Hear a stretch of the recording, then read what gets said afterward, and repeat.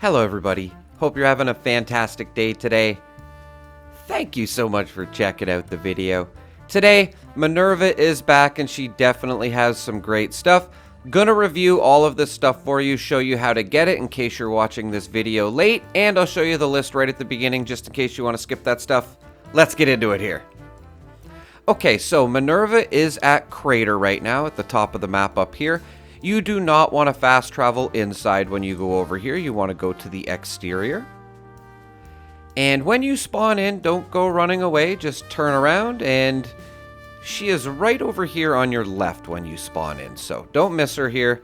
Over here, she's got some great deals. Again, I'm going to go through all of these after I show you the list here, just in case you kind of know what you're getting into, or you've already done some research and you just maybe don't want to watch me review everything. I totally get that.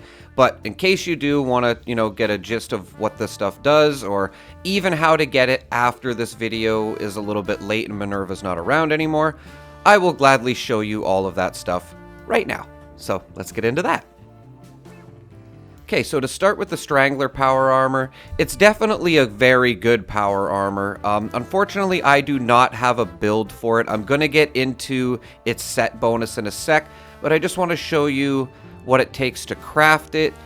It's very similar to the Ultrasight power armor from what I've noticed here, and it does take Vault Steel to craft if you are noticing here. So again, I just wanted to show you these numbers. And for Vault Steel, you will have to go to the Purveyor at the Rusty Pick to get it.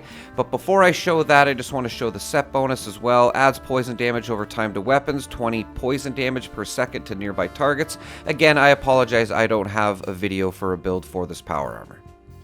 But again, if you do want to make it, you're going to need that Vault Steel, and we can get it from the Purveyor here at the Rusty Pick here, and you can hop servers here. You can buy more than 500 if you need more than 500. And onto the Gauss Pistol here. This weapon, I was actually pretty impressed with it. It is a little bit wonky. I noticed it has a little bit of trouble reloading. It won't let you really do anything until you finish firing with it. I would love to see that fixed. But other than that, I noticed this was a really good gun. This was just a normal base version of it. So I'm like, okay, let's put some legendary effects on it and see what we can do here. So I'm just like, okay, let's try a Furious, explosive. Already had demo on. And let's put Gunslinger Master on, because Reverse Onslaught basically will help with slower firing weapons like this pistol here. And man, it does more than a little bit of damage. Like, I just put a little bit of effort into a build here, and you can see the amounts of damage that I'm doing. You could easily go around one-shotting regular enemies, even without charging. If charging's not your thing, trust me, I get you. I'm the same way. I'm not a huge fan of having to charge up my weapons or spin up my weapons, but this gun is pretty good even if you don't charge it up. Its range isn't the greatest, but I was shooting the head there, so if that's something you're going for, maybe you're going for the torso, you probably get a lot better accuracy. And just to show the damage I did to a Scorch Beast with basically one shot there, this is a great weapon. The Secret Service Under Armor, specifically the Resistant lining and the Treated lining, I would recommend the Shielded lining. You can get this. I'm going to show you where to get all of these from. Don't even buy the Resistant. Don't even buy the Treated. Unless there's some, personal reason you want it, I would highly recommend the Shielded, as you can see the differences in not using that. So those linings I don't think are great, to be honest. You can get the Shielded lining as well at Vault 79, the Gauss Pistol, and the Strangler power armor as well. I just wanted to show you exactly where to get it here. Now, if you haven't done the main quest, I will link a video that will put you in the right direction for this. It is a two-part video, so I haven't got it all done yet. I don't want to give you any spoilers, but this is where you can spend your gold bullion eventually after completing the main quest. Again, I will link the video in the description, and this is where you can get the Gauss Pistol. You can get even the Secret Service armor, I'd like to point out as well, the Strangler Heart, and the mods for the Secret Service Under Armor. So if you're a little bit late to the video, you can come over here, hopefully. And this is the Blood Eagles paint for the grenade launcher, actually one of the better looking ones, I think. I put it on the Nuka launcher, so it goes on there if you're wondering. And we're going to test some dynamites and Nasher grenades. And I just want to say I did use these perks before using these. just so if you're going to use them, just so you get similar results here. I found the Gnasher Grenade was actually maybe a little bit better than the Dynamite, other than the fact it takes a little bit longer to kill the enemies, but it does seem to be more effective.